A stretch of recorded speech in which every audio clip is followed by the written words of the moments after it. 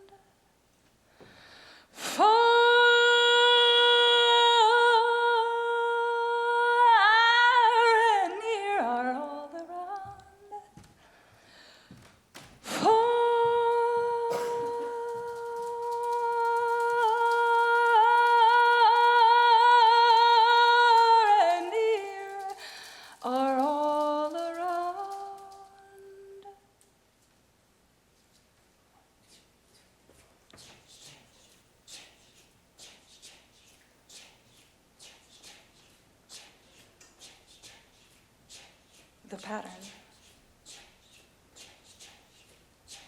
The pattern. The pattern of the detail. The pattern of the detail. The pattern of the detail of the detail of the detail of the detail of the detail of the pattern of the pattern of the detail. The pattern of the detail, the detail of the pattern of the pattern of the pattern of the pattern of the detail of the detail of the detail of the pattern of the pattern of the movement of the detail of the pattern. The detail of the pattern is movement. 1, 2, 3, 4, 5, 6.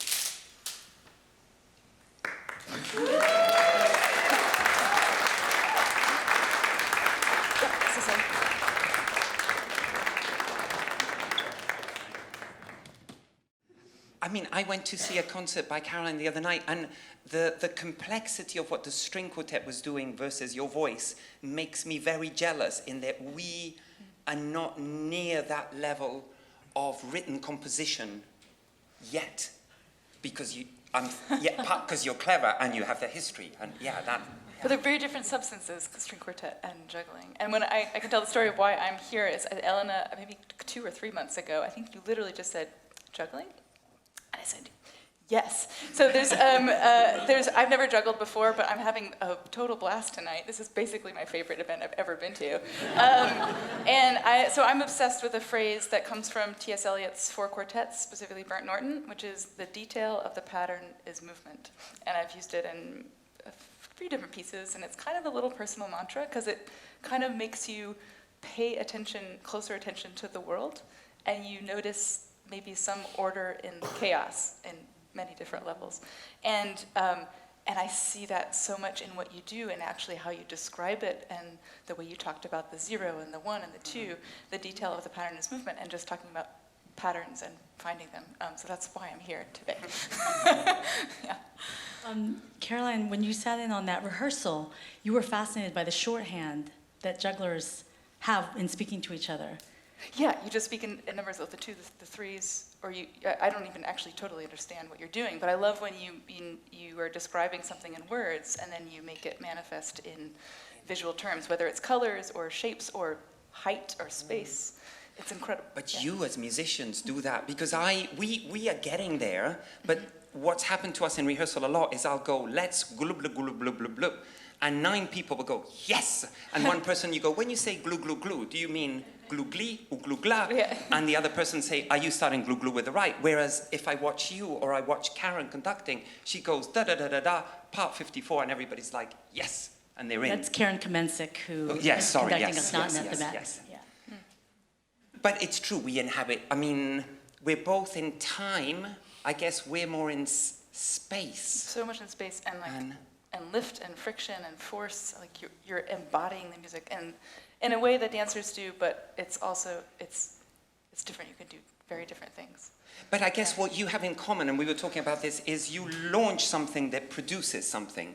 So the sound goes out, whereas our object leaves. So in that sense, I think we're similar, whereas dancers, it's their self which moves. I don't know, I'm trying to find... There's something about the shape of your instruments, Mark, where you're holding a couple of them, where you actually, wind instruments are this amazing thing where it's the length of tube that determines the pitch. Precisely. And the spacing of your hands that determines the pitch, and there's so much play in that. Yeah, and I would say that there, although perhaps you're in a certain kind of infancy, you're discovering what the possibilities are, and so you're going, wow, you got a string quartet, and you all know, you're all speaking the same language. Well, you have an advantage because you get to find your way with this new language, and I would say that because of the nature of it, everything you do is necessary movement. I mean, you can't, I'm watching the 3s, the 4s, the 5s, the 6s, the 7s, and that's all very, that's necessary performance art. And when something's necessary, it tends to be poignant because there's no room for for artifice. Necessary movement, that's quite nice, yeah. isn't it? Necessary. Yeah. And consequently... Make a business card that there says you go. Gandini, Necessary movement. Available for... I'll wait for my dividend. You'll get that. Where do you two find, you and I have talked about landscape architecture, which I know you studied. But where do you find your kind of ideas or guides as you're coming up with your compositions or your adventures in creating instruments and other things? When I was courting the woman who became my wife many years ago, and we'd go by a dumpster, and I would jump into the dumpster and come out with something that had caught my eye, with the idea that it might catch my ear when I had a chance to, get it into my shop. And she said, why are you doing that? And you have a job, you can afford to. And I said, well, frankly, I think it's patriotic behavior, repurposing things for the benefit of us all. But she said, no, I think there's something more to it. And then one day I walked out and there was a butter knife in a gutter. And the way the brain does what it does, whether you ask it to or not, it leaps forward. My brain leapt forward at that moment. And in an instant, I had designed an instrument that took me a number of years to build, but it was essentially an African mbira. It was 24 feet long with 490 found objects, each with its own thumb screw. And that happened in an instant. And I went home to her. I said, I know why. I've seen a butter knife every day of my life, but it wasn't until it was unwanted and it was garbage that my brain treated it that way as something to be acted upon. I like the way my brain works when I'm looking at garbage. So if I can like the way my brain works when it's looking at garbage, think about all the things that we don't call garbage. There's a lot of things, but that's kind of everything. So I'm going along with Caroline. The inspiration is everywhere, and it's really about paying attention, and then taking the thing home with you and seeing if it has that sound, whether that's a metaphor or quite literally so. Ligeti. We have different pronunciations. We think it's Ligeti, but are you familiar with the wonderful composer Ligeti? So he wrote a piece for 100 metronomes that are all of time. We don't have 100 jugglers, but we're going to try and get as close to it as we can. It's the first time we perform it, and I would love to thank these jugglers who have come and learnt all this crazy stuff.